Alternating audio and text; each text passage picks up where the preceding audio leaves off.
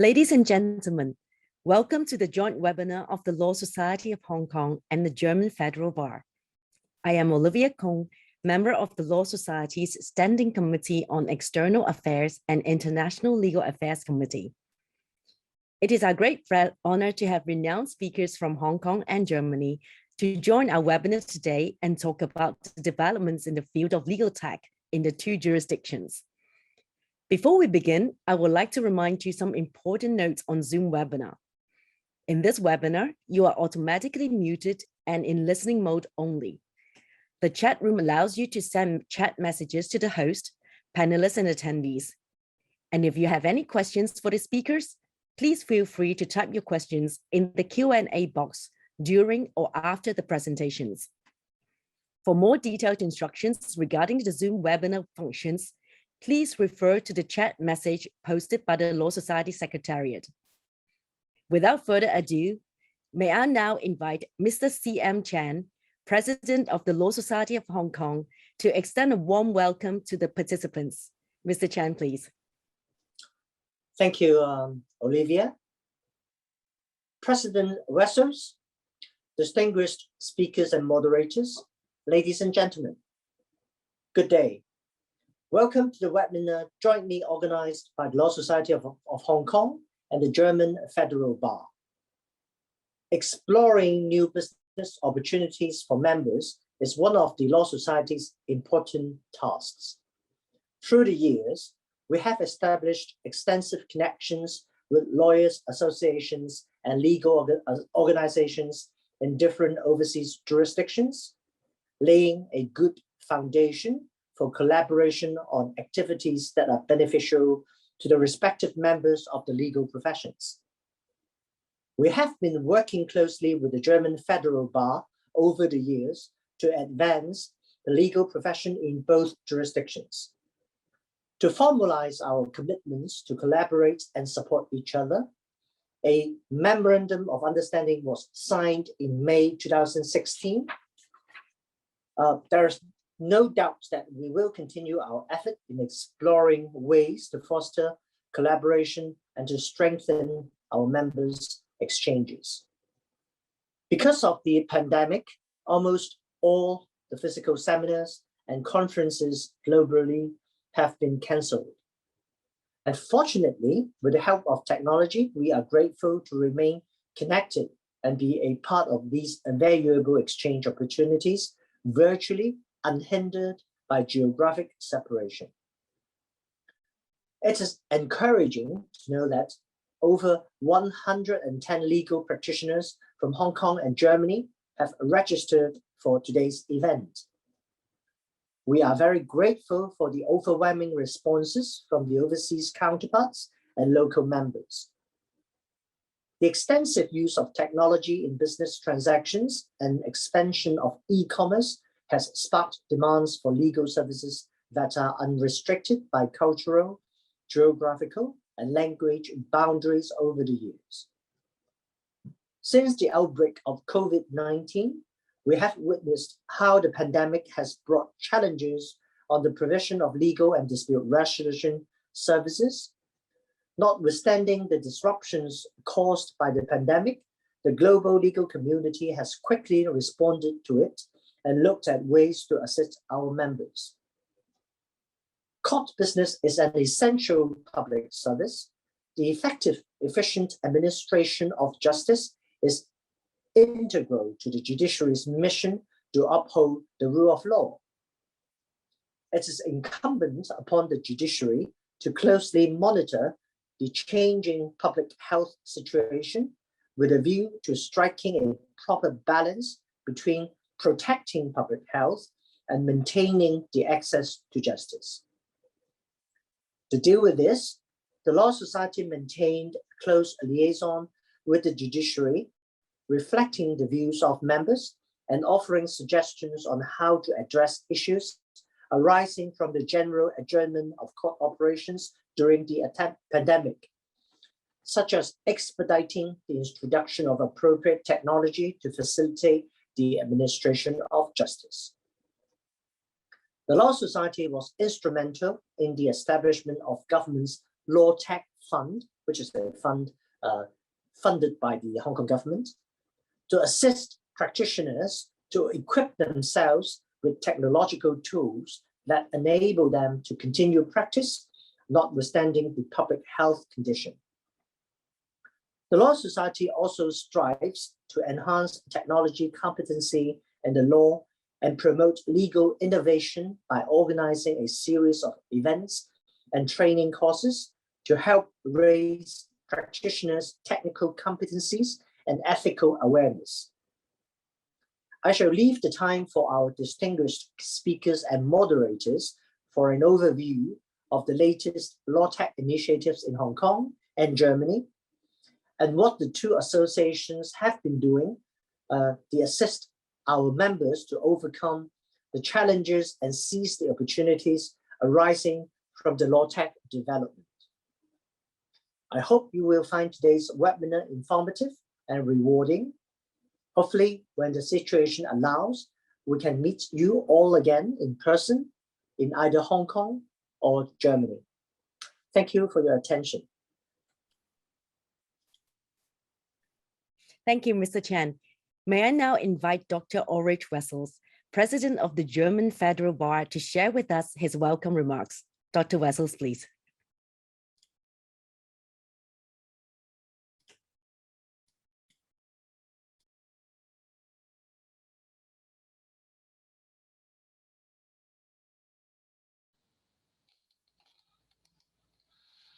Thank you very much. Dear President Chan, first of all, I would like to congratulate to your election yesterday and good luck for your presidency. Dear experts and participants of this webinar, a very warm welcome to all of you on behalf of the German Federal Bar. The crisis has been holding the world in its grip since the beginning of 2020. Now more than a year has passed and life did still not return back to normal. This is at least the situation back here in Germany. Meetings in person and international travel are still only possible with restrictions. Despite the situation, it is important to reach out to the global legal community for exchange and discussions.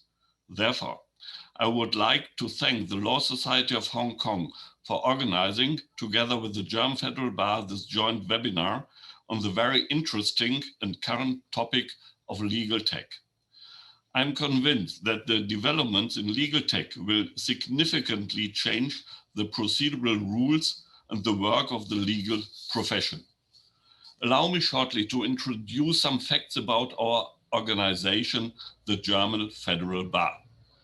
The German Federal Bar is the central representative body of the legal profession in Germany and the umbrella organization of the 28 regional bars. With 166,000 lawyers, the legal profession in Germany is one of the biggest in Europe. We have a mandatory membership system. This means that every lawyer in Germany has to become a member of a regional bar in order to practice law in Germany. Our organization safeguards the professional interests of the whole advocacy in Germany on a federal, European, and international level.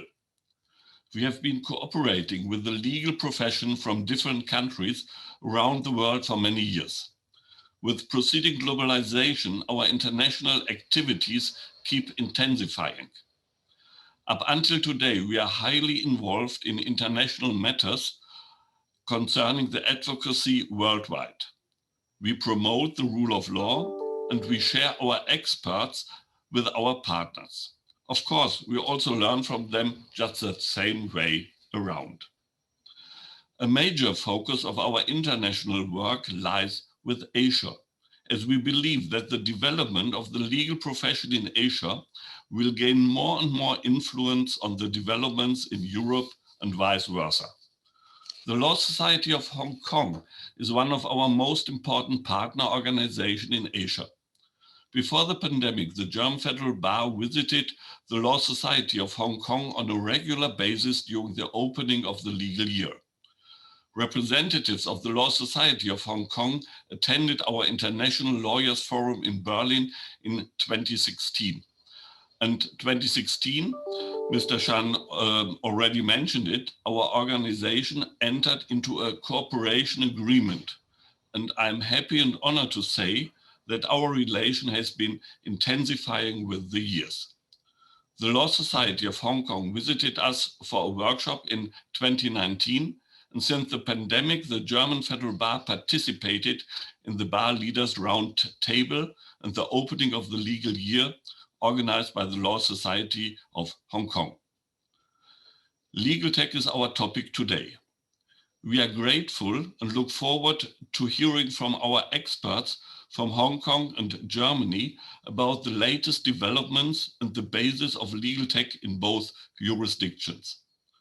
Already now, I would like to thank the experts for the explanations, and I'm sure that we will gain a lot of new information. Thank you very much. Thank you, Dr. Wessels. Let us now begin our discussion on session 1, statutory basis in Hong Kong and Germany. May I now pass the time to our moderator, Mr. Nick Chan, Vice Chairman of LegalTech Committee of the Law Society of Hong Kong. Mr. Chan, please.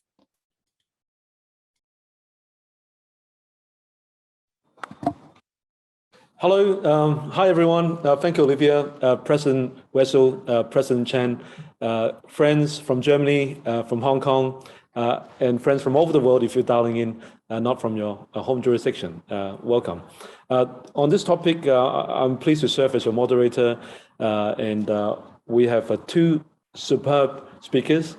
We have Nadja Flegler. She's both a board member and research assistant at the Institute for Procedural Law and Attorney Regulations at the Nebius University of Hanover, with scientific focus on regulation of the legal profession.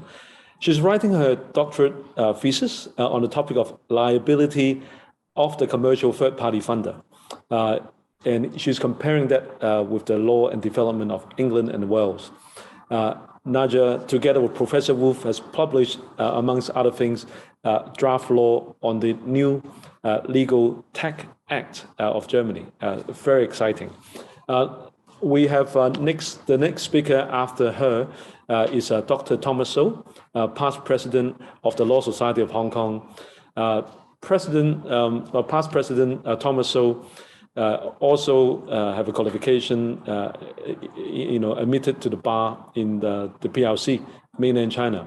So he brings with him not only Hong Kong law expertise, mainland law expertise, as well as international perspective. So without further ado, I'd like to first pass it to Nadja. Over to you. Thank you so much for your warm welcome. I hope everyone sees me and can hear me clear. Yes, perfect. Thank you. Perfect. So let me share my presentation with you. And then we can start. All good? Okay, perfect. So yeah, one more time, thank you, Mr. Chan, for the warm welcome and the introduction of my person. Good morning, everyone in Germany, and I guess good afternoon, everyone in Hong Kong.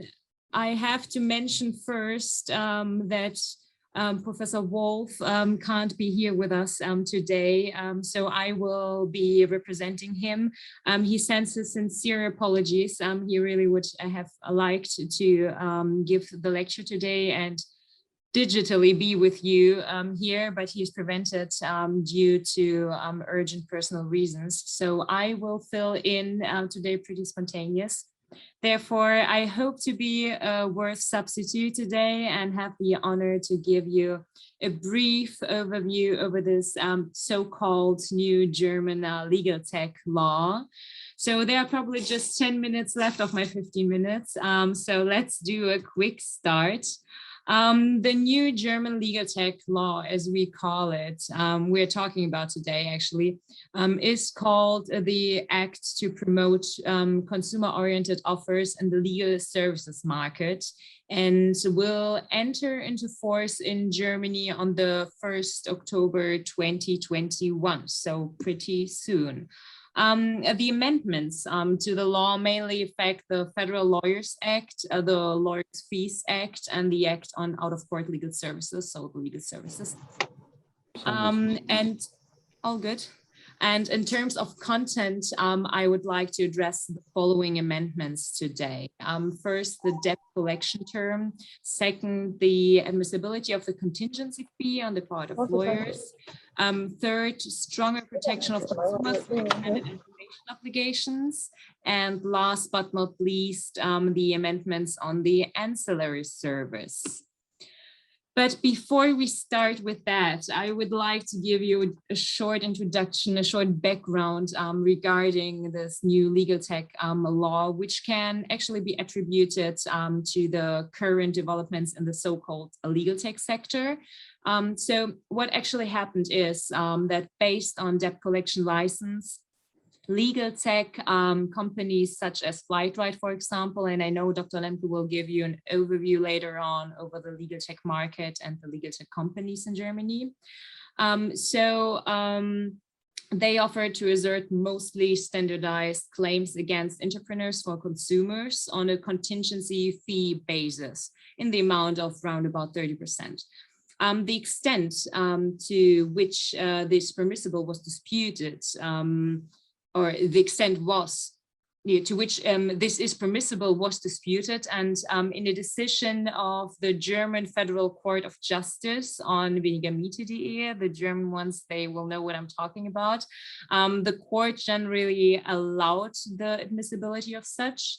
At the same time, there were a whole series of district court decisions that rejected the admissibility of the assignment of claims for bundled assertion against the defendant, and subject of the court decisions, but also of previous discussions in practice and literature, wasn't only the admissibility of the assignment, but primarily whether the collection service provider is allowed to bring a claim into existence by exercising rights of arrangement, as well as the interpretation of the term of debt collection enshrined in Section 2 of the Legal Services Act, and the extent to which a debt collection agency may provide legal advice. So parallel to this discussion, there was also a discussion about the consistency between the legal profession and the debt collection service providers. Because while debt collection service providers are and were allowed to work on contingency fee basis, lawyers have only been permitted to agree on contingency fee basis within very narrow limits. So let's start and have a look on that, because this leads me to my first two amendments I would like to address today, the contingency fees and the term of debt collecting. And let me start with the second one and keep it short regarding this point. So neither the wording of the Section 2, subsection 2 of the Legal Services Act, nor Section 10 actually, it did specify what type of claims may be collected through debt collection. On the one hand, as mentioned, the Federal Court of Justice has decided that debt collection activity is not intended to actively bring a claim into existence. So far, so good. It also has decided in favor of a broad interpretation of the term debt collection in the sense of modern enforcement of the law. So what happened now is that the legislator, on the other hand, has attempted to narrow this broad interpretation with the following insertion. I marked it red, including the legal assessment and advice related to the collection. So that's what happened regarding the term of debt collection. Let me move on to the next amendment, to the admissibility of the contingency fee on a lawyer's part. And regarding the admissibility beforehand, briefly on the current legal situation. So section 49B of the Federal Lawyers Act states right now that agreements by which a fee or its amount is made dependent on the outcome of the case or on the success of the lawyer's work, or according to which the lawyer receives a part of the amount won as a contingency fee, shall be inadmissible unless the Lawyers' Fees Act provides otherwise. Let us have a look on the Lawyers' Fees Act. Section 4A specifies a contingency fee for lawyers may only be agreed for the individual case and only if the client would be deterred from pursuing legal action on the basis of this financial circumstances. So sum it up. Up to now, lawyers have only been permitted to agree on contingency fees in these very narrow limits. What the new LegalTech law is doing now on the part of lawyers is that it allows lawyers to charge contingency fees primarily where they are also permitted to offer collection services. It also will be permitted for attachable monetary claims up to 2,000 euros. And the number 3 you're seeing and can read, hopefully, it remains regarding the content unchanged. However, the ban on litigation financing is only lifted a little bit by the new law. So litigation financing will be permitted only for out-of-court debt collection and judicial dunning proceedings, and that's it. So it's just lifted a little bit. On the part of debt collection agencies, it's important to mention the new section 13C of the Legal Services Act, because it states now that if an agreed remuneration is unreasonably high, taking into account all circumstances, it may be reduced to the appropriate amount in the legal dispute. So there is a kind of gap now. However, what exactly is considered to be unreasonably high remains unclear. It will have to be clarified by case law and literature, actually. Yeah.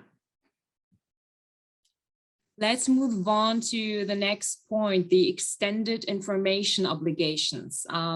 Beforehand, legal tech companies, and I'm sure we all know that, make their decisions whether they accept the case or not based on algorithms, through algorithms. So the negative decision has kind of an anchor effect for the consumer. And at the same time, the algorithm's decision is not comprehensible at all. So the consumer must fully trust the legal tech company, and this requires stronger integrity safeguards. A higher level of protection for consumers is to be implemented, and that's what the new law aims to do. And let's have a look on what happened there. So there is a complete new section 30B. The subsection 1 of the Legal Services Act states now that the collection service provider shall provide the consumer with the information whether and what other options are available for enforcing the claim, if cost risks are to be covered by a litigation funder, for example, and with information regarding a potential settlement conclusion. Regarding the anchor effect I was talking about in the beginning, the new section 30B is pretty important. It states that those consumers for whom the collection service provider do not wish to act shall get the information on the main reasons for its decision, whether a legal review has taken place or not, to what extent it has been automated, and most important, that the refusal of the activity does not affect other possibilities to enforcing the claim. Okay, that's pretty much the summary. And last but not least on that point, the section 13C also completely new. Subsection 3 states now that every agreement on contingency fees must contain, for example, the main reasons determining the assessment of the contingency fee, in particular with regard to the prospects of success. Let's move on to my last point before I kind of give a conclusion, the ancillary services. And according, as you can see, according to the new section 5, subsection 1, the last sentence also marked red, a legal service may now also be permissible as an ancillary service to another legal service.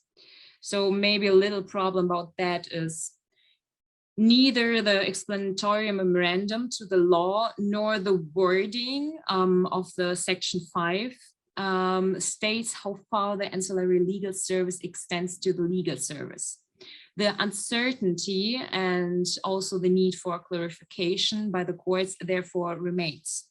This amendment bears kind of the risk that legal advice as an ancillary service to legal advice with the debt collection as main service may entail unlimited legal advice. So this were the 4 points. I see there's already a question, I guess. So this were the 4 points I wanted to mention today. And I know that this looks a lot, but I wanted to give you a glimpse into the current case law on legal tech in Germany, because just a month ago, the Federal Court of Justice made a new decision. And I would love to explain you the main idea and the main thoughts of the Federal Courts of Justice. And it is that the collection authorization, in contrast to the view of the Munich I regional court, is not aimed at priority out of court debt collection, either by its wording or by its system. Since the collection agency must always involve a lawyer in any judicial collection of the claim, the protection of the cedent against unqualified legal services is adequately ensured. Protection of the cedent is at least as well ensured if the collection agency already enforces the claim in court in a first step, with the involvement of a lawyer then to be initially referred to an out-of-court enforcement of the claim without the involvement of a lawyer. So from the point of view of the Federal Court of Justice, the need to involve a lawyer plays an important and central role, and the debt collector's own expertise is further strengthened by the mandatory obligation to engage attorneys in court proceedings. To sum it up, and maybe for a conclusion, because all we're talking about today about the new legal tech law, etc., is discussed also regarding the access to justice and the strengthening of the access to justice, and there still remains a kind of bland aftertaste. Just a short view on some numbers and some bullet points. Only cases with a very high probability of winning are accepted by the legal tech companies. For example, Flightright states themselves that they win 98% of the cases. And like Professor Wolf likes to say, the cases that are accepted by the legal tech companies are plain vanilla cases.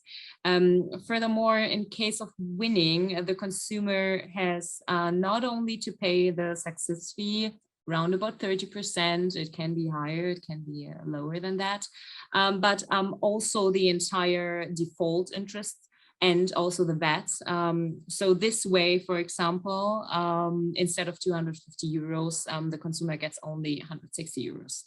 Whether that strengthens the access to justice or not is discussed in Germany a lot. Yeah, and I see I already talked my 15 minutes, so I would like to thank you for your attention, and a big thanks goes out to the Law Society of Hong Kong, as well as to the German Federal Bar for the opportunity to speak to you today. Thanks a lot. So this is it from my side. Nadia, thank you so much. It's eye-opening, really. So we'll come back to you with some more questions in our Q&A segment. Thank you. Let's pass over to Dr. Thomas So, Chairman of EBRAM International Online Dispute Resolution Center. Over to you, Dr. So. Thank you. Hello, everyone. Hello. Good afternoon. Good morning to friends from Germany. Good afternoon to all those who dial in from Hong Kong. The following session that I'm going to talk about is about law tech development in Hong Kong, and also the statutory basis of law tech development. This is particularly in the context of dispute resolution, in terms of resolving a dispute in court, as well as resolving a dispute through the arbitration or mediation forum. Maybe I would like now to share you some slides, which is the what I'm going to talk about. This is law tech.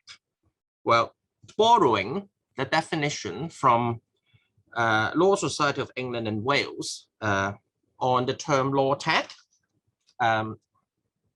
it means technologies that aim to support, supplement, or replace traditional methods for delivering legal services, or that improve the way the justice system operates. Many of you over the past 2 years probably have found out use of technology has been transforming the legal transcript, particularly with the outbreak of COVID-19, further brought the need for law tech to the forefront in helping clients and our legal practitioners to continue to provide services to their clients, despite a breakdown in the usual connection between lawyers and clients. The second page is an overview of what I'm going to cover in the next 15 minutes. I will start, first of all, from Hong Kong's perspective, to talk about the history of law tech development in Hong Kong, followed up by the statutory basis that enable Hong Kong to develop various law tech services, and how COVID-19 pandemic expedite the development. Digitalization was first introduced through the Hong Kong justice system in the early 1990. However, the advancement of the legal technology was hindered by the lack of government support since then. In year 2000, it marked a turning point in Hong Kong's law tech development. In May 2013, the judiciary first announced the implementation of an integrated court case management system. And in 2015, the judiciary introduced legal technology and cases indexing and set up the first technology court. That was in 2015, 6 years ago.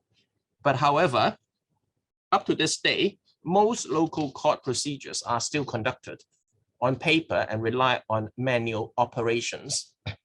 That is, for obvious reason, Hong Kong being a small place.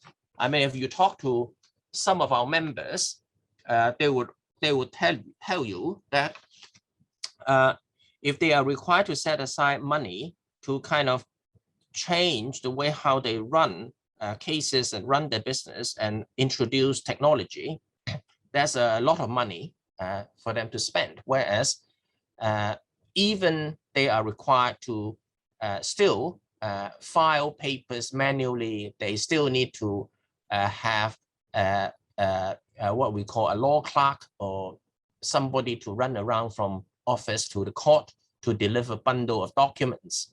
It still work out an acceptable expense because Hong Kong is a small place.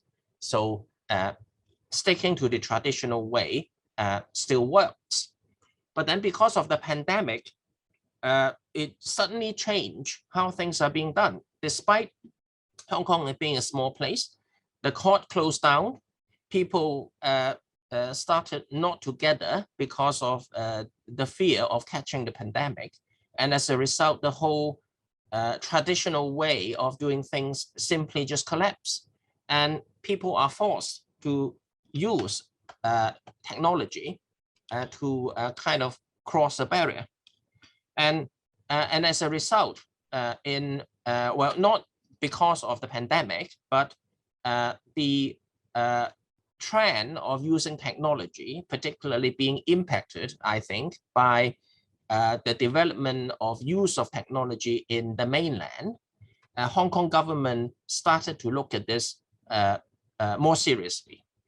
So in 2018, in the policy address, our chief executive outlined the development of LegalTech. And in the policy address, she encouraged Hong Kong to provide a convenient and cost-effective online dispute resolution services. That was in 2018. And as a result of this, EBRAM was set up. Under the 2019 to 2020 budget, following this policy address, the government set aside 150 million specifically for a project to develop and operate an online dispute resolution and deal-making platform, which is now called EBRAM, which I will give you a further introduction in the course of this demonstration. And back to the legality and the statutory basis for resolving disputes through digitalized or electronic means. To our judiciary and to our lawyers, it means something new. And whenever something new comes up, lawyers start to question whether it is legal or lawful to do things in this new way. And because of this worry, in July 2020, year 2020, that was last year, an ordinance was passed at our Legislative Council aiming to implement the judiciary's information technology strategy plan. There was a plan rolled out by the judiciary, basically targeting, or encouraging a different way of doing things. First, e-filing and e-transmission of documents to the court, and e-transmission of documents between parties, service of documents between parties through e-means, and also e-signature for court-related documents, as well as to provide proper legal status for printout or copy of printout for document issued by the court originally done in e-manner. So that was the legislation passed last year. It was passed, but it has not yet been taken effect. It was still awaiting a formal approval from our Chief Justice before it came into effect. But then that shows the statutory basis up to now to kind of legalize or legitimize the new normal, if you like, doing things through electronic means. The implementation of the judicial plan that we talked about was outlined in the document starting from April the 1st, 2020 up till October the 1st, 2021, which covers 2 stages of turning a certain way of doing things from the traditional way to a more kind of electronic or digitalized way.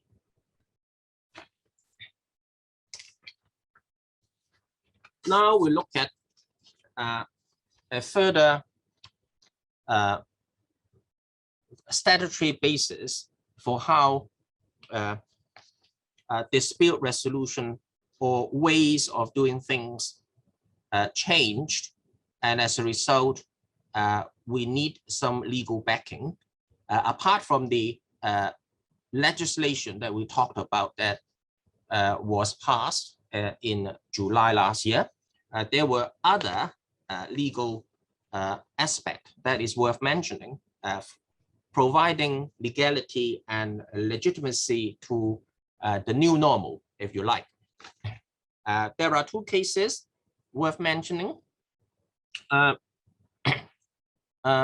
One is a case CSFK versus HWH, year 2020, and the other one is CyberWorks. In both of these cases, the court have confirmed the legality of conducting hearing by video conferencing facility and telephone. So, you know, some people were challenging the legitimacy or the legality of a meeting, for example, or a hearing held through video conferencing or even telephone.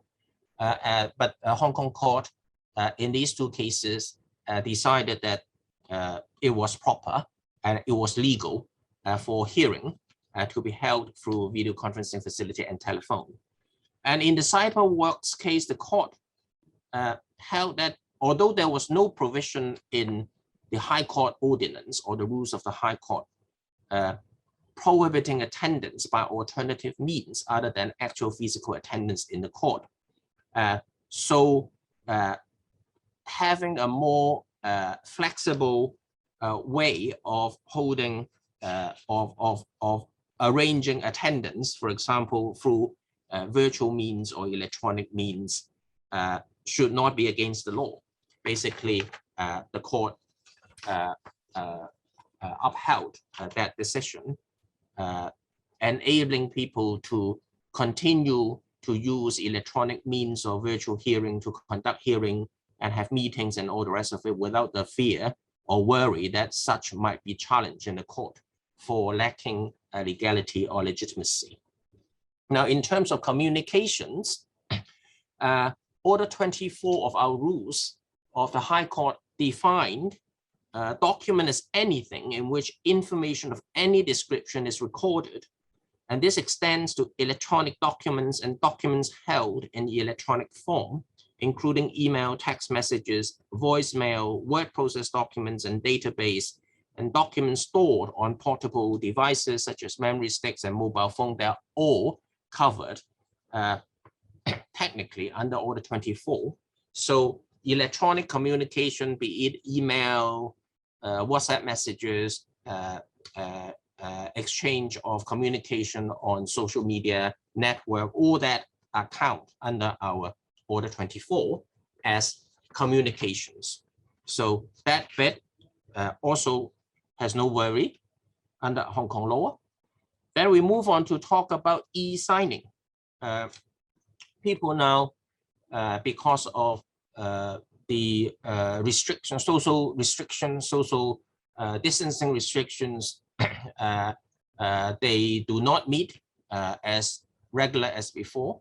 When they talk business, when they try to reach deal, when they want to sign a document, for example, I recently have the experience of signing a tenancy agreement without the need of actually physical attendance, the premises, or meeting the tenant or what have you, and just sign the document online.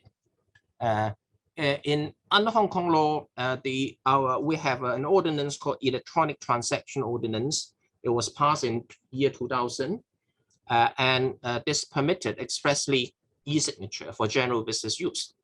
So under this ordinance, e-signature basically is allowed. Now, because of time, I would move a bit quicker. Finally, on this features, cloud storage is a way that in Hong Kong, we're now talking about having our own Hong Kong cloud, which is a way of capturing data within the Hong Kong jurisdiction. And people worried about the privacy and the security of those, how you manage or you store those data. Now, under Hong Kong law, we observe the Personal Data Privacy Ordinance, which protect personal data, and all these data also covers whatever data that we store in a legal cloud. And this ordinance, Personal Data Privacy Ordinance, in fact, follow an international personal data guideline that has been used since late 1980s. So the protection, therefore, offered by this ordinance has met the international standard. So there's no worry about using Hong Kong cloud storage for storing data, and there's no need to worry about the security and the legal protection of those data. Now, we turn to the COVID-19 pandemic as a catalyst. I would like to raise this issue because, as I mentioned earlier, the pandemic has been a catalyst in pushing people to use technology to kind of overcome the barriers and the obstacles created by the pandemic. And in that respect, Hong Kong government has established a LegalTech fund as a result of the pandemic under the anti-pandemic epidemic fund to assist small and medium-sized law firms and barrister chambers in procuring and upgrading information technology system. I was just talking about earlier on that many of our members, particularly those who running small firms, would find having to spend money to upgrade their technology system quite a burden. Now the government, because of the pandemic, has set aside funds to assist our members, and each of those law firms can get a reimbursement amount of up to 50,000 Hong Kong dollar, which is roughly about 7,000 US, which can be quite helpful when you come in need of such a fund. When we talk about the new normal as a result of the pandemic, the traditional way of doing things can no longer be done in that form. I would say that people will start looking at LegalTech, because LegalTech eases the pain points brought by COVID-19. Many of you probably share the same feeling. What are the pain points? Travel bans, disruption of court services. You can't attend physical hearing. You can't attend physical meeting. So how do you have your business done? How can you have your business done in light of all those pain points? We say LegalTech can act as a bridge. You can use video conferencing facility to do negotiation where no need for physical meeting. You can use electronic KYC to help do your due diligence. You don't need to send a team of junior members to go searching through piles of documents. You can have smart contract. You can have ODR clause put into your contract. You can have an e-signing service when you close the deal, and then you can have your ODR proceedings, online dispute resolution, when you have a dispute that need to be resolved. So all these are LegalTech points that can help change the way how things are done in the traditional way to meet the challenges posed by COVID-19. Now, Hong Kong, I don't want to talk too much about Hong Kong being, the best, one of the best, most preferred dispute resolution center, international finance center, and all that. You know all that.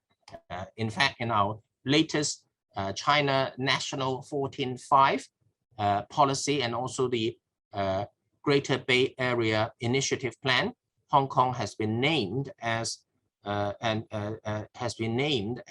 earmarked as the Hong Kong International Finance Center and Legal Services as well as Dispute Resolution Center for Asia Pacific to be preferred by China as a service provider in those areas. So how do we harness the LegalTech capabilities to make Hong Kong to take our professional services in terms of legal services and dispute resolution services to the next level? I just earlier explained eBRAM is one of the 6 arbitration and mediation center in Hong Kong, but we are unique, eBRAM, in that we are not only an independent body, but we are non-profit making. And Law Society, Mr. C.M. Chan, now our new president of Law Society of Hong Kong, is in fact one of the founding members of eBRAM. Also, the Bar Association is also founding members. eBRAM therefore primarily serve lawyers, users of dispute resolution services, users of deal-making services. We are there to provide a one-stop, speedy, and cost-effective ODR. We are unique in that we do not only do traditional legal or dispute resolution services. We provide use of technology. We provide LegalTech service with a speedy and cost-effective ODR, with the state-of-the-art technology and high-level security to help lawyers and their clients, particularly the SMEs and cross-border deal-making clients, to make deals and resolve dispute. Our name stands for Electronic Business-Related Arbitration and Mediation Center. Now, our platform, the way how we replace traditional services, we provide a compatible one-stop shop platform to assist business from initial negotiation to close the deal with our LegalTech services and navigate the challenge of the post-COVID period.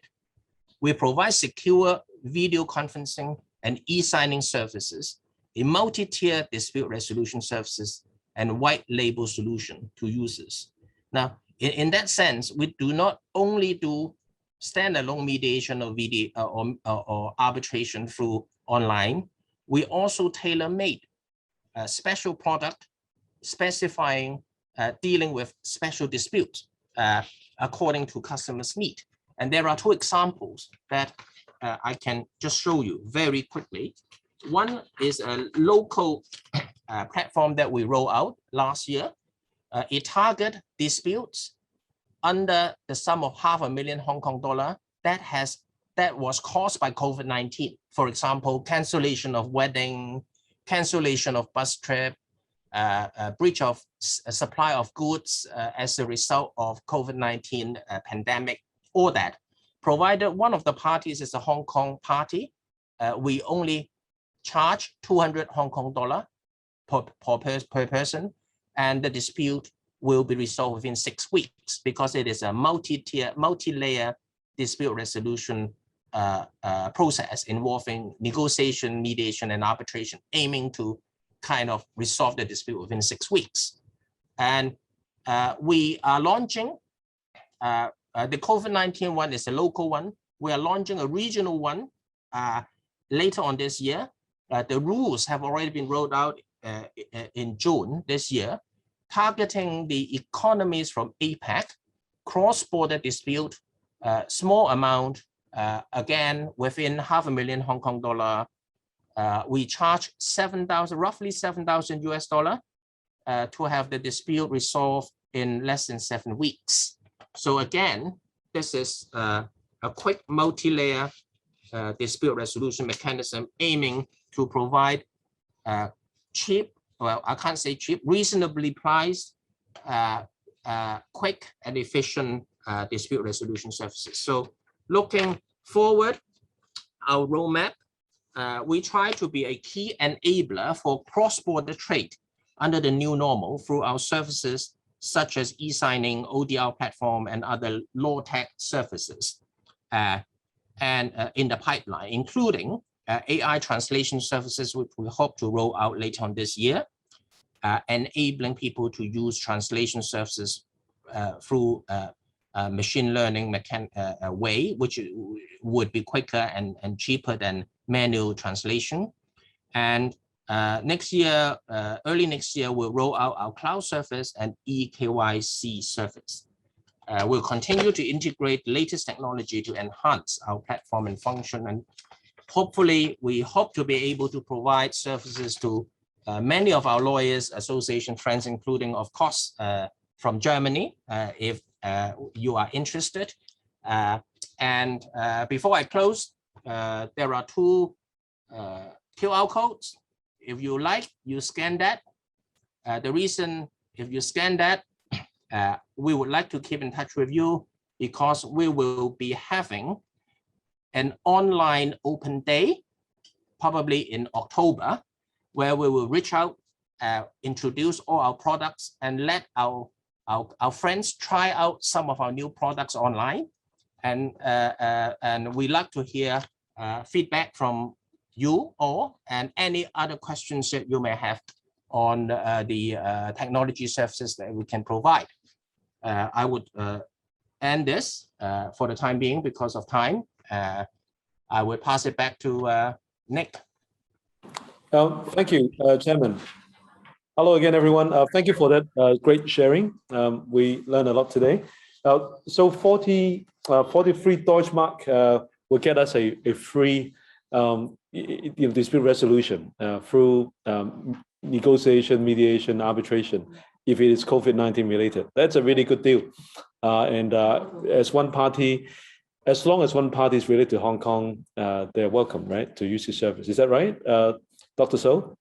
All right. Thank you very much. And question for Naja. So I think, with our lawyer participants in the room, I mean, the general understanding is for contingency fee, the basic starting point is, as officers of the court, our earnings should not be dependent on the results, the outcome of the case. So it sounds like you are allowing for certain level of contingency fees up to 2,000 euro of disputes. Okay, can I ask, with this new Law Tech Act, is it fully supported by the German Federal Bar? You're on mute. Yeah.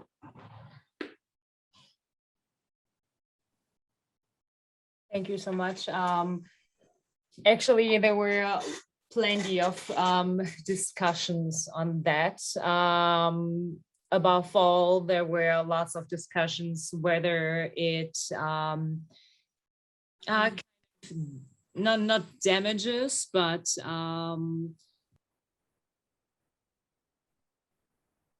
Oh, you're muted. You're on mute. Sorry, you're on mute.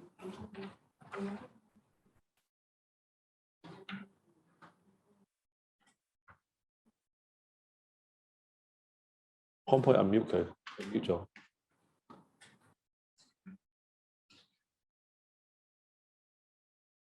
We'll try to ask you to unmute, pressing a button now. Yeah, now? Yes, perfect. Yes. Okay. Sorry. Okay, sorry so much. Yeah, so maybe to sum it up, so the main point of the discussion was, and no, it wasn't that we cheered for it, because there are some issues you have to face or to think about, whether it is detrimental to the professional duties of attorneys. For if you as an attorney, you work for your client and you have an own interest in the outcome of the case. So there are some issues regarding the professional duties of the attorneys. But basically, with the new change, you're saying if a consulting firm, non-law firm consulting firm, starts to provide a debt collection service, that is considered a legal service, so therefore regulated by the new act. So there's a way to regulate them. Yes. So are they regulated in the same way as a law firm, or this is the act that regulates them, but there's a separate, statute for law firms? It's the same law, isn't it? Sorry, I didn't get that. Oh, sorry. With the new change for the non-law firm consulting firms, they can provide Yes. debt collection services, but that will be considered part of a legal service. Yes. Right. Do they need to get a Yes. special license? Do they need to get some sort of? Actually, no, they don't. They don't. They have the debt collecting license. If you mean Right. that's your Right. question. Yep. Is, what they need to get. But they are not have to be like fully lawyers in the meaning of the Federal Lawyers Act. That's not the case. Right. Okay, thank you. So if I could ask a question to Dr. So. Yes. Can you tell us about the APEC ODR? Is this a joint collective decision to go down that road, or is it a Hong Kong initiative? You talk about APEC, so is it more like at a UN level or APEC, economy level, to pursue ODR other than just ADR? Thank you, Nick. It's a good question. EBRAM, as I introduced to all of you, we operate and we set our strategic direction very closely in alignment with the Hong Kong government as well as our China national objective, including digitalizing the economy and bringing our professional services to the next level. So that is the kind of quality assurance direction. Now, in terms of geographical direction, ASEAN obviously is a very close and deserving market, easy to reach market for Hong Kong. And APEC, Hong Kong government, Hong Kong has joined as a member, particularly to target the provision of online dispute resolution services to particularly the SME and MSME companies doing business across jurisdiction.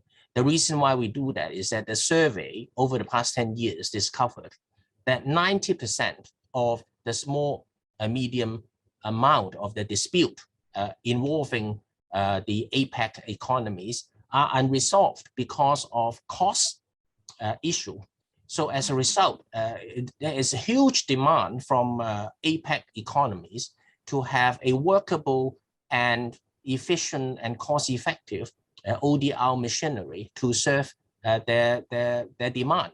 And as a result, Hong Kong actually is very lucky. We are, I think, one of the few to join the APEC and have been asked to provide such an ODR system. And EBRAM is very honored to have that opportunity to assist a Hong Kong government to provide this platform. And the rules have been rolled out and the platform will be rolled out later on this year.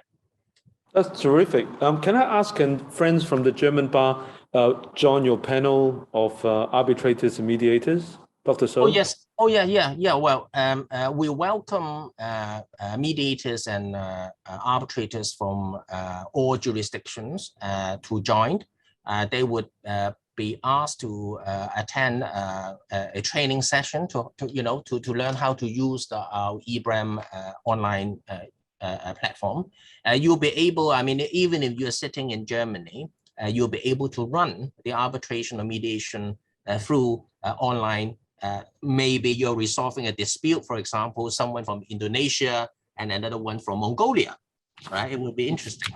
Yeah, I welcome you all to join our panel. And if you're interested, you can log into our website. If you have not yet scanned our code, if you scan our code already, you can get more information from us from our web.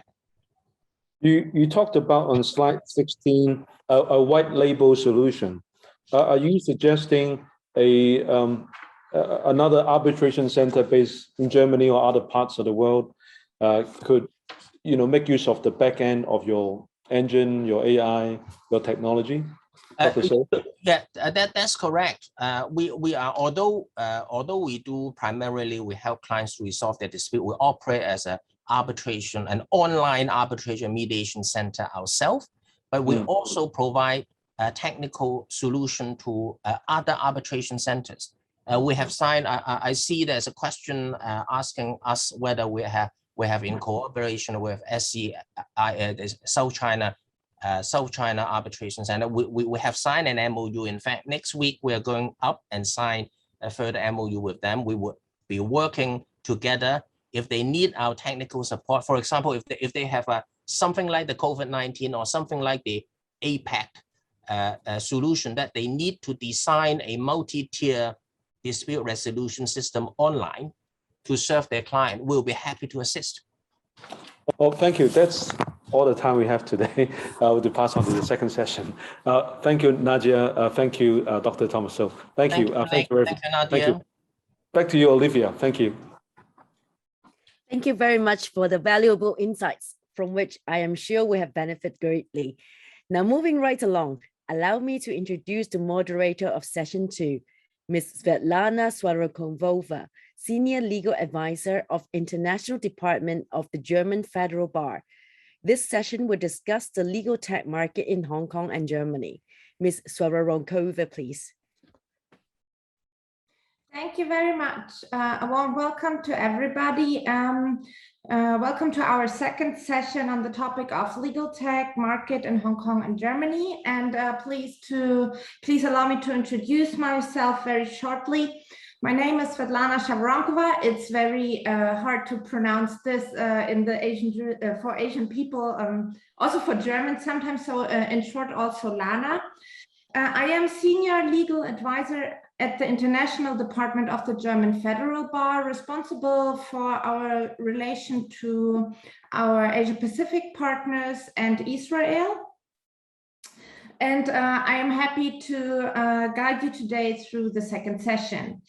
Now that we heard about the statutory basis of legal tech in Hong Kong and Germany, we will take a short look at the markets of each jurisdictions. At least in Germany, the market has been rapidly developing in the past years. It has been one of the most dynamic markets in the startup sector, and experts even talk about legal tech hype. So I trust this development has also been going on in Hong Kong. Moreover, the Law Society of Hong Kong has been constantly involved in this development. So we will hear about this from our experts. As the first part of our webinar had some slight changes, we will also have some changes in the second part. Due to the schedule change of our German expert, we will first hear the presentation of Dr. Lamke.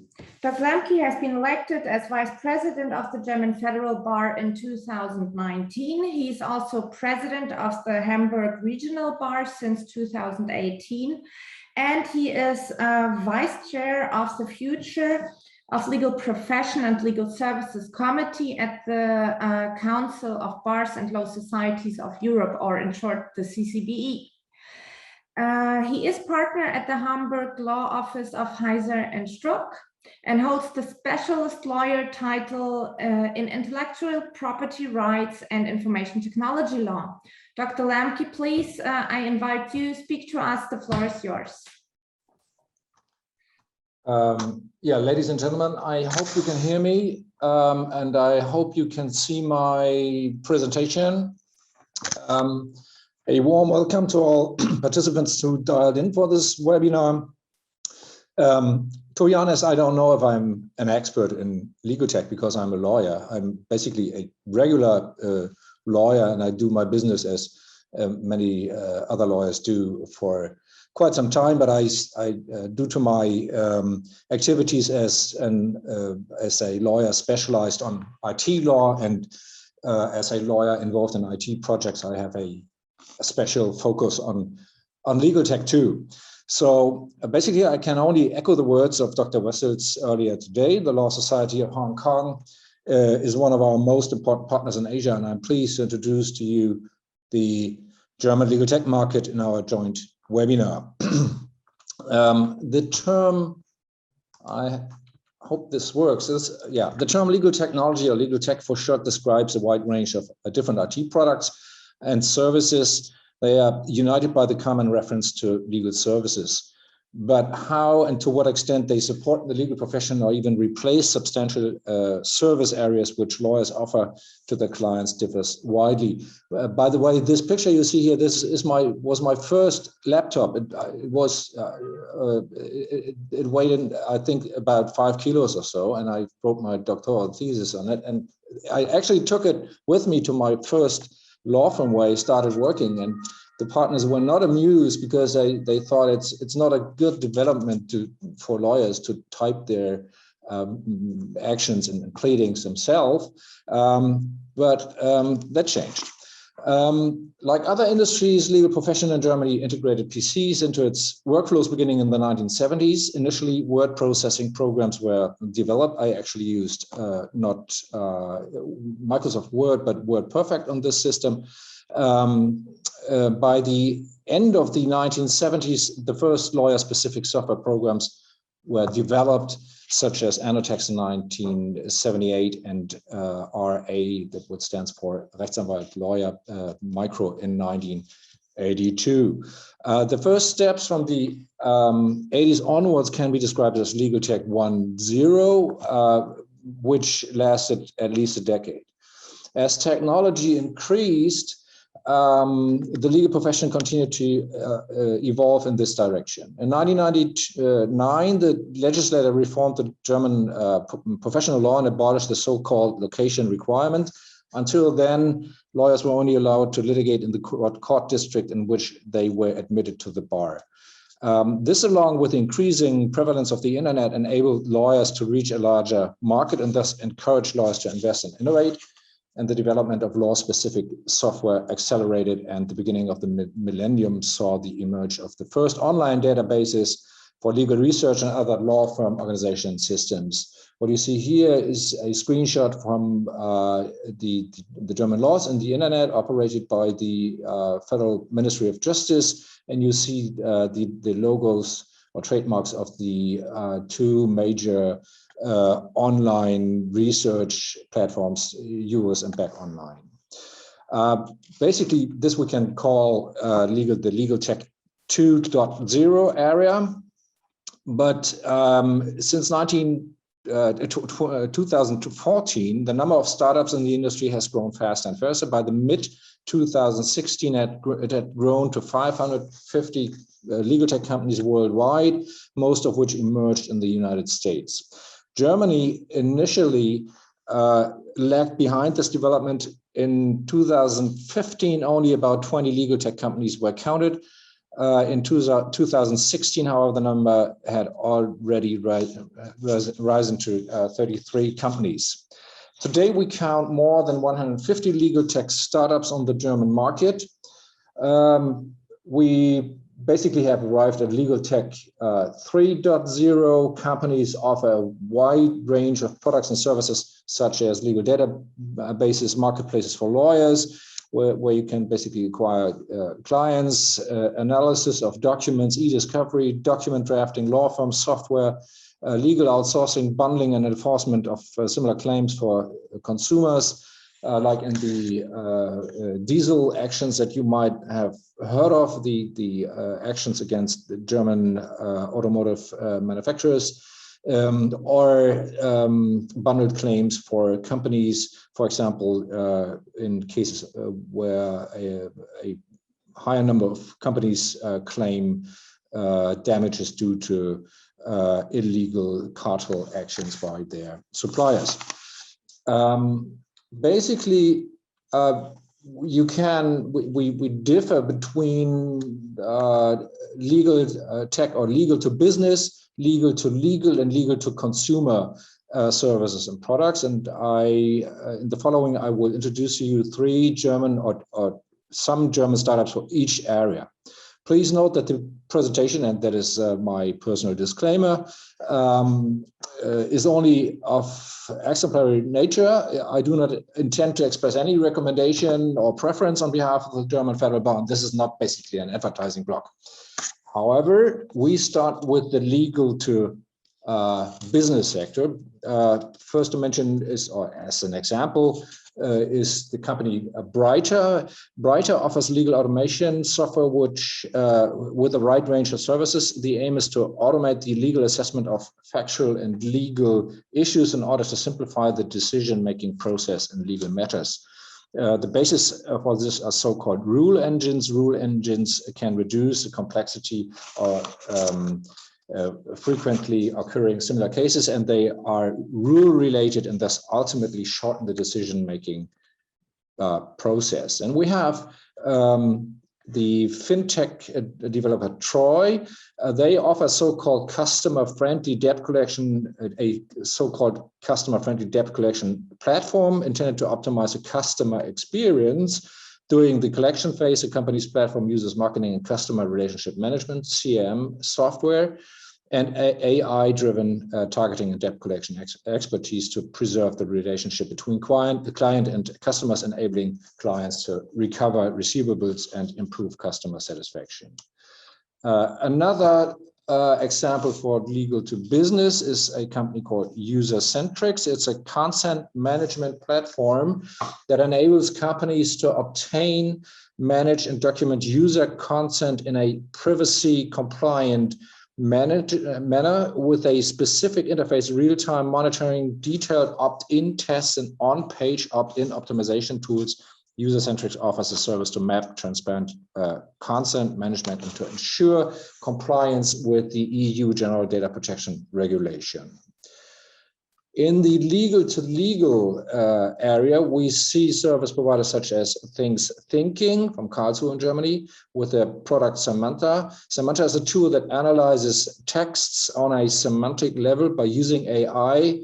It aims to optimize legal processes. It understands texts according to their meaning and thus helps to find a specific passage, no matter how it is worded. It does not stop at comparing words. The platform offers its services not only to the legal industry, but even to others. Then we have Advo Assist. It's Germany's largest network for court hearing, representation, and legal cooperation. Through Advo Assist, attorneys can find colleagues at short notice to sub-represent clients at court hearings in any court in Germany. The network comprises of allegedly over 10,000 member lawyers and offers law firms with a large number of appointments, automatic software interfaces, APIs, through which law firms can also generate very high volumes of representations at short notice. Now we have Block Access. It offers a digital contract management system based on standardized and automated document generators. Law firms can develop their own standard contracts, which can then be used to provide services to clients. The tool aims to simplify the process of contract creation in law firms and legal departments. Documents are created automatically on the basis of the respective responses and adapted to the individual case. Last but not least, I would like to introduce to you some startups on the legal to consumer sector. These are mainly the ones that are acting on the basis of a license or permission as a debt collection company. Nadia Flegler already told us a lot about the regulatory changes in environment. These companies basically, they don't require a first or second state exam. They don't require a permission or to act as a lawyer. The admission to the bar, it's not necessary. What is necessary is a training course, basically I think you have to take lessons for 120 hours, which is not a lot. And then you can open up your debt collection company, and you can basically collect claims, bundle them, enforce them against contingency fees, finance the proceedings for your clients. And this is a business model which basically has led to the latest changes in the regulation, which enables lawyers to charge contingency fees or success fees in the form of a quota litis 2. It intends to basically provide a level playing field between these debt collection companies and law firms, and it intends to enable lawyers to compete with these debt collection companies. It was highly disputed. My personal opinion always was that it's not necessary to enable lawyers to charge a quota litis because it basically makes it lets the lawyer participate in the economic interest of the client. And from my understanding, this is not good for lawyers, because they should always keep a certain distance towards the clients. They should not participate the same economic interest. And I think an alternative would have been just to say lawyers can open up, it's permitted, they can open up a debt collection company too. They can own a debt collection company and their law firm. They then have different rules which apply to them, and they have to make clear towards the client in which role they act. But the German government or the legislature did not want this separation, so they basically decided to open up or deregulate the legal services market for lawyers. So just some examples for these debt collection companies. Flightwide is one of them. It's basically the first and most successful companies of its kind in Germany, offering digital legal assistance directly to consumers. The company enforces consumers' claims for reimbursement and compensation in the event of flight delays and cancellations. The consumer does not bear, as explained, any cost risk, as the service provider retains a contingency fee in the event of successful enforcement of the claim. Then we have weniger Miete.de, which translates less rent.de. It's an online platform founded by a company called Conny at the end of 2016 to enforce tenants' claims against landlords. It is one of the largest enforcers of tenants' claims in Germany, which enjoy a very high level of protection vis-a-vis landlords under German law. In November 2019, the Federal Court, as we have already heard from Nadia, the Federal Court of Justice ruled that an online company with a collection license does not exceed its authority to provide out-of-court legal services by the fact that the recovery of overpaid rent first requires the assertion of claims for information, nor by the fact that the company provides litigation funding, nor by the fact that it also acts on a contingency basis. The case exemplified the question of whether modern digital forms of legal enforcement can establish themselves alongside traditional law firms.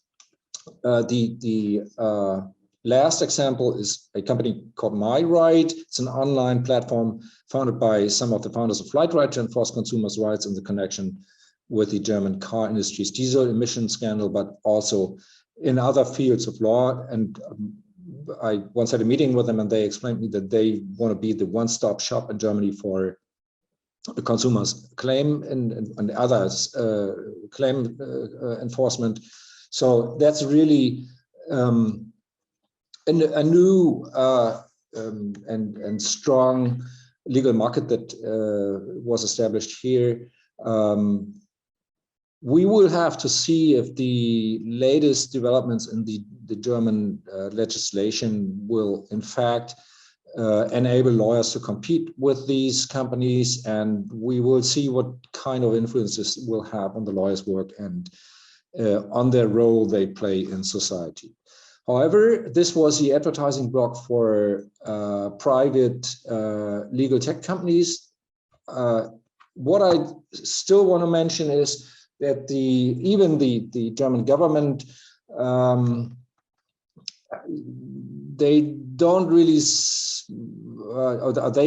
they criticized the legal tech providers, the debt collection, acting on a debt collection basis against contingency fees. So what they are trying to establish now as an alternative to these providers is basically an online portal by which consumers may file claims in an easier way than it is required at the moment, where you have to set up your action, send it to the court, and put it in a format or so. What they want to have is a structured, basically front end in the internet where you can file your complaint as easy as you can type in your claim or your whatever you need in these legal tech providers platforms. So what they have here is, or what they intend to develop is a prototype for an online tool for filing lawsuits, and they want to finish this in 2 weeks. As to advertising, I also have to advertise the German Federal Bar, which is obvious. What we operate is, and this is our task by under German law, is a secure communication system for communication with courts, lawyers, bars, etc. It was established or put online in 2016. It started with some major and minor hiccups, but it's stable now. Since 2018, lawyers have to use it basically passively. They have to use it for receiving messages from courts, their bars, and even other colleagues. And from 1st of January next year on, even courts have to use it. So we basically entirely switch to digital communication. Yeah, that's it for the moment. Thank you for your attention. And if you have any questions, please let me know. Thanks a lot.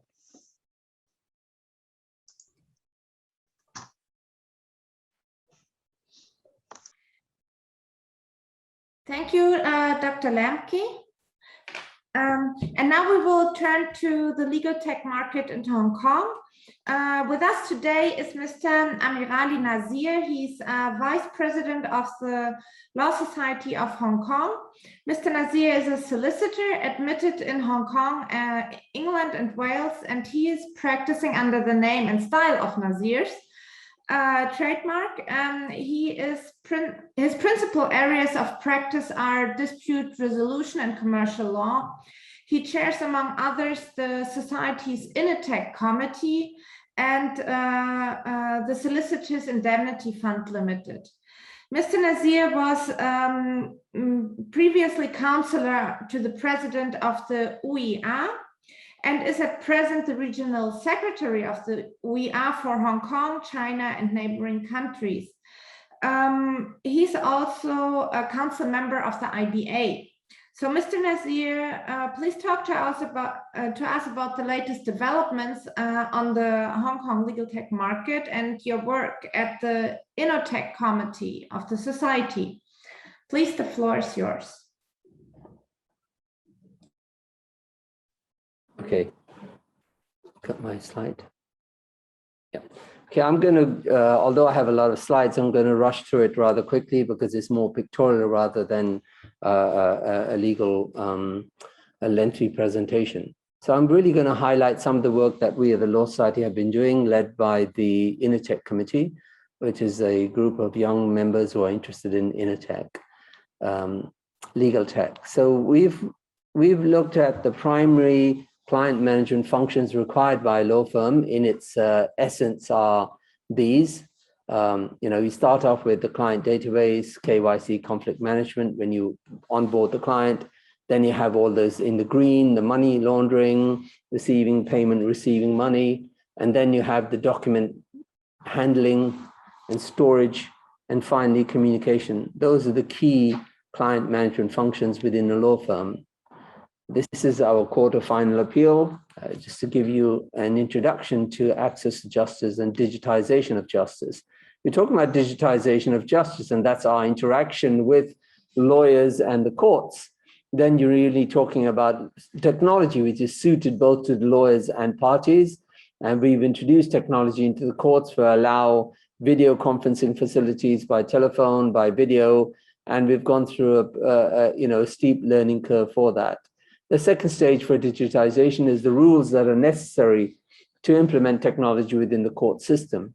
For us as lawyers, professional conduct is a key issue in the management of technology. And I'll be dealing with that in a minute. And then the other thing is documentary evidence, how we deal with documentary evidence. And finally, how do we go into the future of digitization? And I'm sure there are going to be developments with that. So with that, the ICT in the courts, courts have already got, if you go onto our website, you will see electronic bundling and how they're to be used, and courts are now using electronic bundles. We have remote hearing, and we have various guidance notes, and you can go to our court's website to look at all these remote hearing guidance notes, which gives you an idea of the type of technology that the lawyers have to understand and technical specifications in order to practice law within the courts using video conferencing facilities. These are some of our new laws on the introduction of technology to the courts. And in fact, I am now participating in a pilot run in the courts using a scheme for filing documentation, approval for orders with the court. We have a number of practice directions, and that give directions to the practitioners on different areas of technology when using technology within the courts. And you can all of these are online. I simply bring them to your attention because they've come in piecemeal in order to deal with technology in the courts. The courts even have to pass practice directions as to how you can use a mobile phone, switching off the phones, but leaving on the Wi-Fi in order for them to be able to connect, because we have recording, and the phones obviously interfere with recording. So even the minutiae of even things like the microphone should not be on the table, because if you have it on the table and there is a noise to that. So that's going to be an important changes that are to be made within the court system. We find that the technology is well ahead of laws. And what we've done at the Law Society is introduced a guide to an ethical code. There's only one, Principle 1.07. And you can see it relates to the use of technology and how it affects the rest of the guide.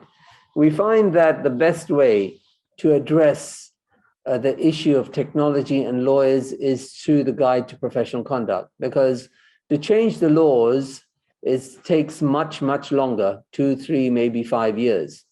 But to change a code of conduct is much easier. And therefore, I think my view personally is a code of conduct enables the law societies to be online with the changes in the technology, which happen every 6 months to a year. So we've also, the Law Society now has had to issue technology guidance in relation to emails and also video legal visits and trial services. So that's on the part of the Law Society. We've also held a hackathon, Access to Justice, and I'd say that requires agility of the lawyers and the court system in balancing the different competitive So this is the first Access to Justice. It's a 2-day event where young lawyers meeting with technologists and others called the A2J Access to Justice created, I think there were 26 teams, and over 2 days, some of them created very, very interesting apps just in 2 days. Some dealing with digitization of the smaller claims courts and the forms, make it easier access for consumers to use the courts, to even apps that help to inform the police if a child feels threatened, and many other different types of apps were developed just in 2 days. And so that really showed the interest in law tech and the development of law tech within law firms. We held a second hackathon during the Belt and Road conference. It was a 1-day conference, but we had participants from different parts of the world, even San Francisco, coming along to participate in the hackathon. So the next step for the Law Society was to try and ascertain what our members need. And for that, we carried out a survey on law tech, and these are the results that we had. So we asked them which category best describes the type of work, and you'll see majority were in private practice, although we did cover in-house lawyers, business, government lawyers, etc., even law interns.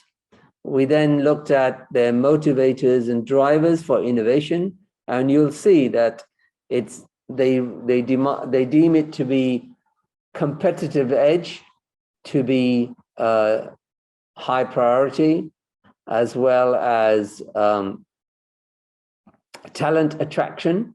They see that it's nice to have. Productivity, operational, again, it's high priority, and work quality in individual teams is also a high quality. So that gives an indication of the types of technology which law firms are presently looking for. Of course, with the introduction of more technology, blockchain, AI, these will then change. We then also looked at other factors. Risk management is high, cost budget is also high priority, market changes and macro trends is also high priority, as is client requests. We also looked at market share. It's nice to have, not necessarily critical. Cross-department resource, again, nice to have, but not critical. Team coordination, they felt that on the communication part, obviously is high priority if technology can reduce time. And of course, new teams and markets was nice to have. The nice to have are really also linked to the questionnaire on 24% saying they don't really know what to look for or what to create. So we've also asked questions about solutions and license to develop, whether they've developed software. We had 133 responses.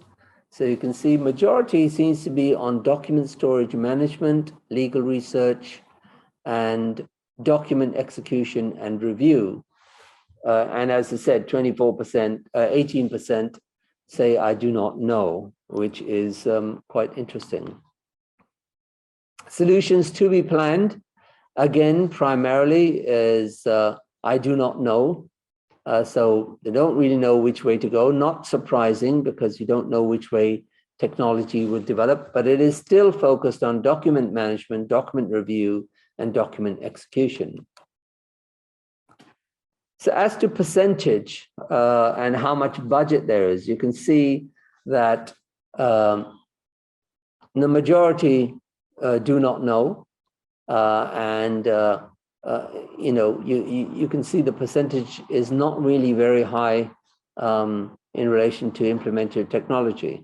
What we've also discovered is the larger firms have legacy issues. Once they adopt a very expensive software and hardware, keeping up the software and hardware at tandem is an expense, but changing to a different system becomes difficult, because it's like trying to change all the data and all the systems to a different system, would take years at very high expense, whereas smaller firms can easily adapt.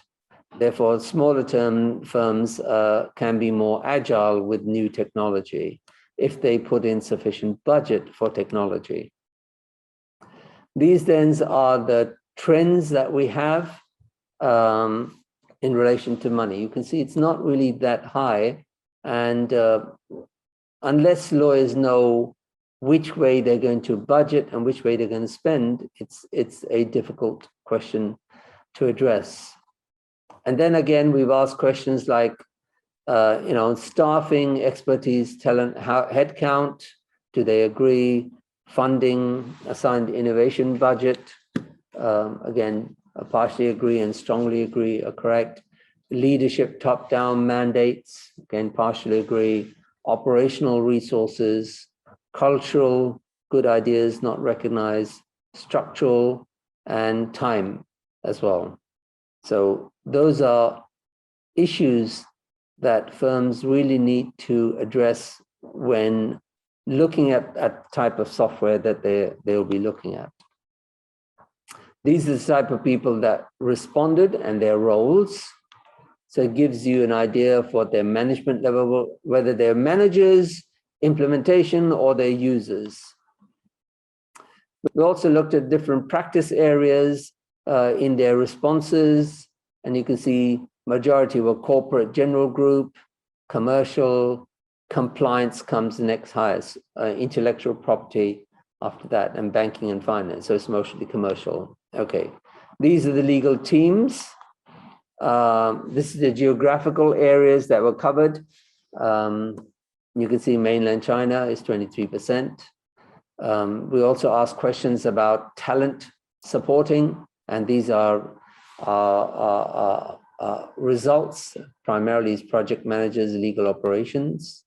And we've also got, when engaging external lawyers, looking at that aspect as well. So again, we've got role, areas of practice, legal office teams, and their client base where they are. You can see majority are in Hong Kong, about 37% also international. So we have dealt with access. We've also developed a Law Society app to communicate with our members. We also have a virtual membership card on the top right. We've also looked at the future of law, which hosted and participated with the Hong Kong Science and Technology Park Global Acceleration Academy to try and develop a software. The Law Society Council has given us a budget, and with that, we're trying to develop software at its basic level to both gain experience, but also to see what firms need. So we've had discovery sessions. I spoke, Sebastian Coe spoke on machine learning, digitization, and transformation in Hong Kong. We've held a number of technology workshops in order to do coding, not with a view to developing coders, but with a view to understanding coding so that can be used in understanding what kind of technology is required for law. These are the technologies we're looking at: bundling software, accounting software, big data, and its influence. So finally, we also focus innovation. And the questions we need to ask are why, what, how, when, and what. So when we ask why change, digitize, what had to be done, logical flow, how's to be created, change of thought, when, at the time when the rules were amended, we're talking here about the Solicitor's Accounts rules. And if something doesn't change, you go back to why. So with that, just give you an example. Catalyst was change was for myself, and I was looking at a Solicitor's Accounts rules when they changed. I started to put my thinking as if I was writing code, which I did a long time ago, probably can't do it now. But that changed the rules, which look like this, to a flow that looks like that, which can be easily memorized by the telephone number on the left. So what's required in innovation is a change of thought. And the change of thought will allow us to mingle, merge technology thought processes with legal thought processes to create technology that is suited to lawyers. So the past creates history. The present is fleeting. The fleeting is now is a moment which provides a choice to us, either a source of historical information, which we'll just talk about history, or road to transform through innovation. The choice is yours, the choice is ours. So I hope that was a quick run through of what we, the Law Society in Hong Kong, are doing. Thank you very much.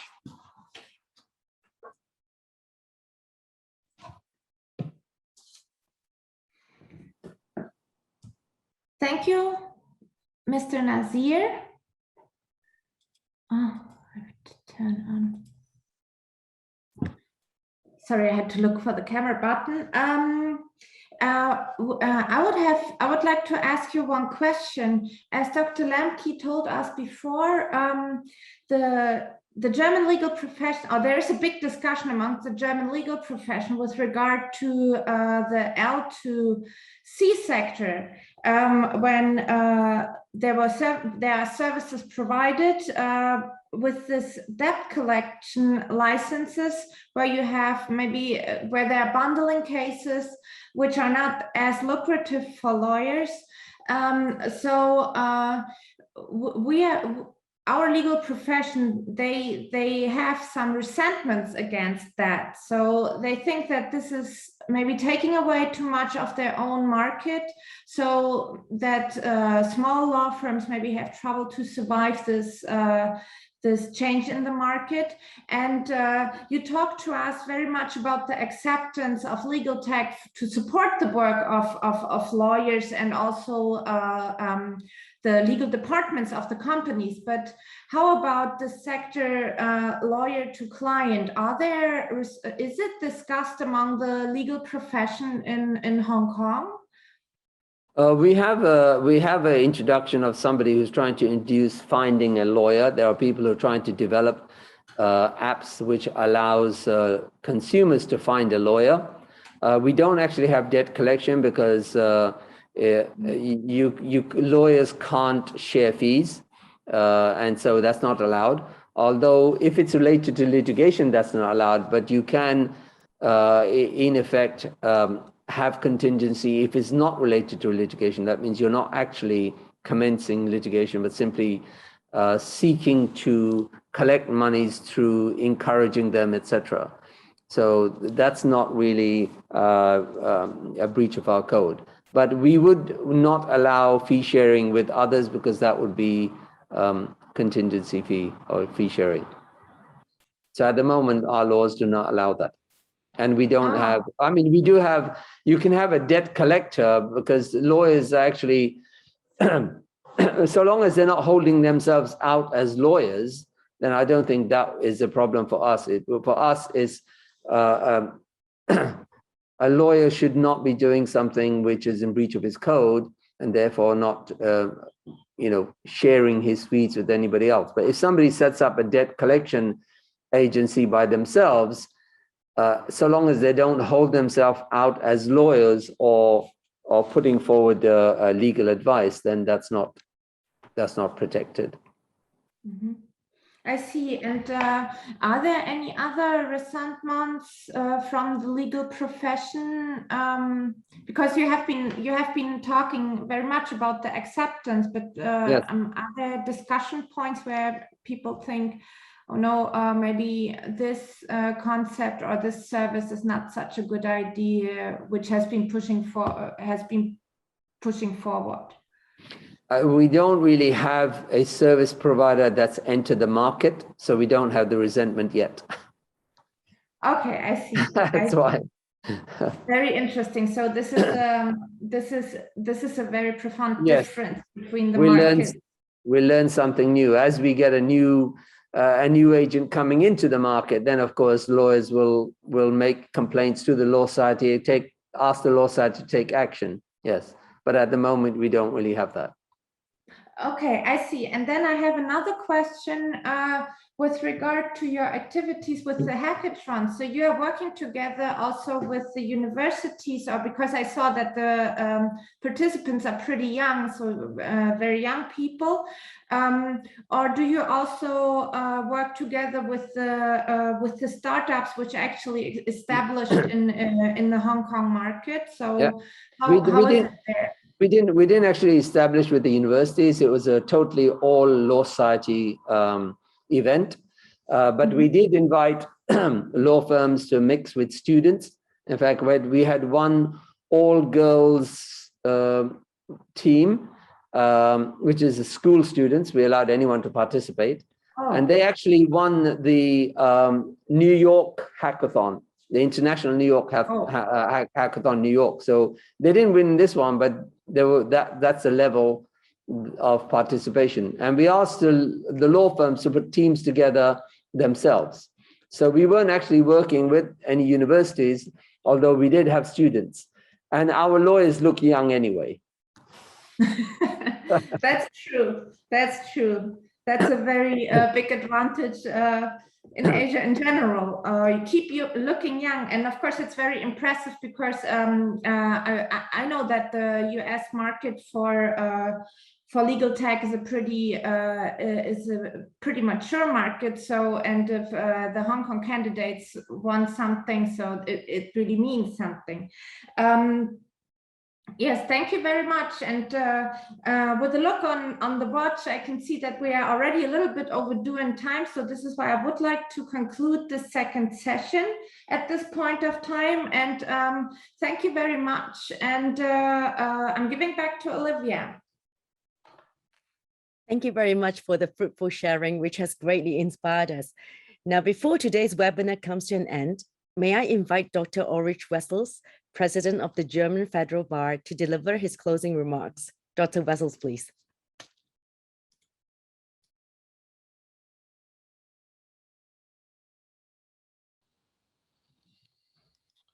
Olivia, thank you very much. And I would like to congratulate our speakers to this perfect performance.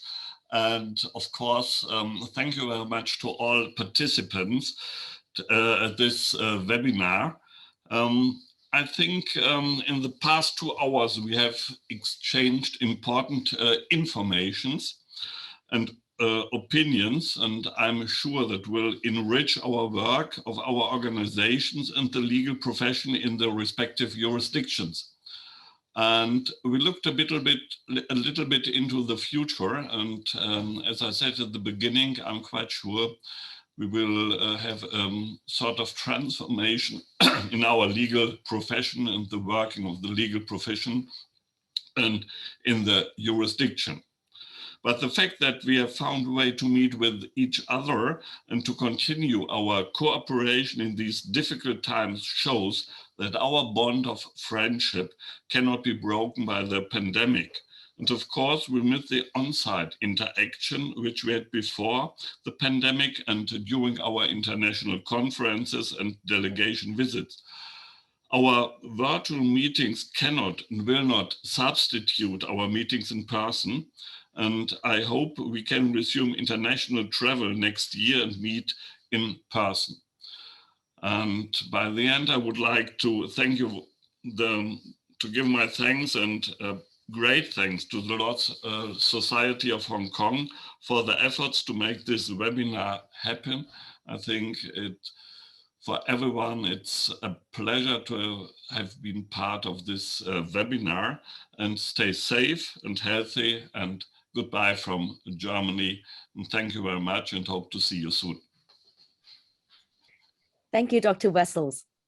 Last but not least, may I now invite Mr. Emirali Nasser, Vice President of the Law Society of Hong Kong, to conclude this joint event. Mr. Nasser, please.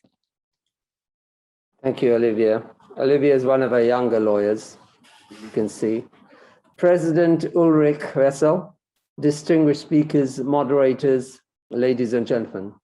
Thank you for attending today's webinar. I'm confident that we have all gained useful knowledge through today's sharing and have a better understanding of legal tech development in Hong Kong and Germany.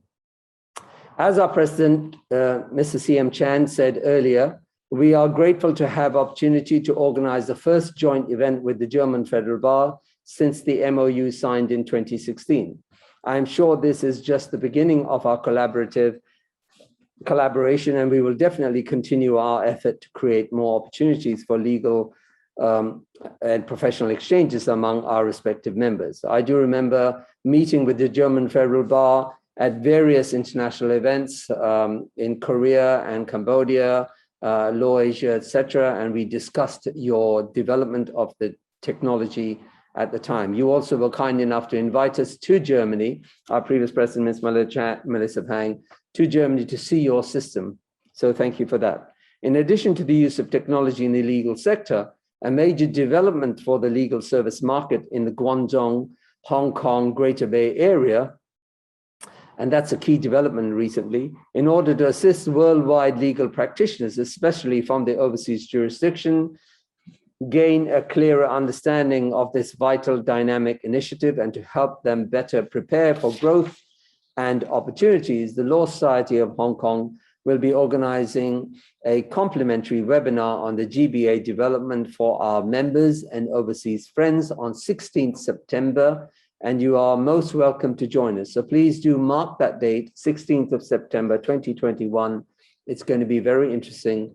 Guangdong area, as you know, is the Silicon Valley of China, and there are many, many different developers there. Eminent speakers from the government and international organizations will join the Law Society speakers to share their valuable insights on the topic of growing significance to the legal industry. If you are interested to know more about the initiative, please contact the Law Society Secretariat for further details and registration. Last but not least, we hope that the advances and increasing use of technology will provide a more convenient way to extend access to justice in a bid to strengthen our rule of law. As part of the global legal fraternity, the Law Society will definitely continue our effort to actively promote LegalTech to ensure the fair administration of justice while serving the legal profession. Ladies and gentlemen, once again, thank you for joining us today. Hopefully, we can meet you all again in the near future. Wishing you all a pleasant day and have a healthy and safe day. Thank you very much. Thank you, Mr. Minister. I am sure we all have some takeaways from this webinar. On behalf of the Law Society of Hong Kong and the German Federal Bar, we would like to say a big thank you to the speakers, moderators, and all of you for making time in your busy schedules to join us here today. Hopefully, when the situation allows, we can meet you all again in Hong Kong or Germany. Wish you all a pleasant day.